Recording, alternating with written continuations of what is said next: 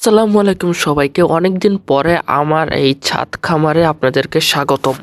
এই অনেকদিন যাবত আমি এই ছাদ খামারে কোনো কিছু করতেছিলাম না। মানে এই রুমটা মানে সবকিছু ফাঁকা ছিল শুধু একটা মুরগি বাদে। তো হ্যাঁ, ফাইনালি আমি আবার সবকিছু নতুন করে শুরু করব। এখন আমি আবার মুরগি পালবো, কিন্তু সব নতুন নতুন অন্য অন্য টাইপের মুরগি পালবো ইনশাল্লাহ।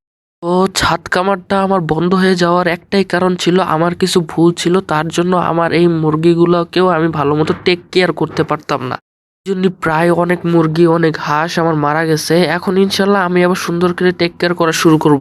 তো আমি এই ছাদে এখন লেয়ার মুরগি পালা শুরু করব। আর এই যে মোরগটা যে দেখতেছেন, এটা আমি কিনছিলাম হলো, বড় বলবো এটা কয় টাকা দিয়ে কিনছি, কিন্তু এই মোরগটা আমার এই ঘরেরই মোরগ। আমি আপাতত ট্রাই করার জন্য আমি লেয়ার মুরগিটা কিনে আনছিলাম। মাশাল্লাহ, লেয়ার মুরগিতে আমার প্রায় 7 দিন বা 1-2 সপ্তাহ হয়েছে, এরকম প্রায় 10-15টা আমি ডিম পেয়ে গেছি আলহামদুলিল্লাহ। আর এই লেয়ার মুরগি পালতে আহামরি কষ্ট লাগে না, কারণ দেশি মুরগির মতো লাফালাফি করে না, ওরা পিছে পিছে ঘুরে, খুব ফ্রেন্ডলি। আর দেখেন আমি গাছ লাগাইছি ছাদে, আরো অনেক কিছু লাগাবো ছাদে।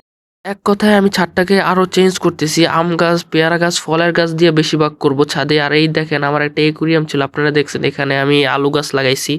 আর এই যে দেখেন বলতে না বলতেই পিছে পিছে চলে আসছে, মানে যেখানে যাব পিছে পিছে দুজনেই চলে আসবে।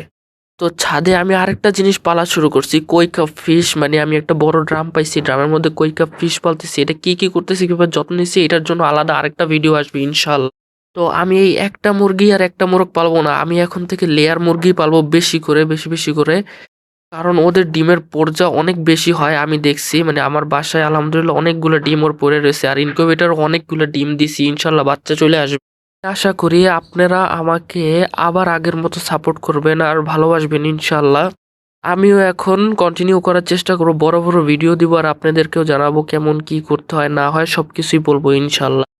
আর সবাই একটু মাশাল্লাহ বলবেন, আর সবাই আমার চ্যানেলটিকে আবার সাবস্ক্রাইব করে আবার নতুন করে তাজা করে দেন ইনশাল্লাহ। আমি এখন থেকে ডেইলি ভিডিও দেওয়ার চেষ্টা করব, আর লং ভিডিও দেওয়ার চেষ্টা করব ইনশাল্লাহ। তো আবার নতুন করে শুরু করছি, এই জন্য ভিডিও বেশি বড় করলাম না। তো নেক্সট টাইম থেকে ভিডিও বড় করব, সবকিছু ডিটেলসে জানাবো ইনশাল্লাহ। আপনারা যা যা জানতে চান, সবাই ভালো থাকবেন, সুস্থ থাকবেন, নিজের খেয়াল রাখবেন, আর আমার জন্য দোয়া করবেন। আসসালামু আলাইকুম, আল্লাহ হাফেজ।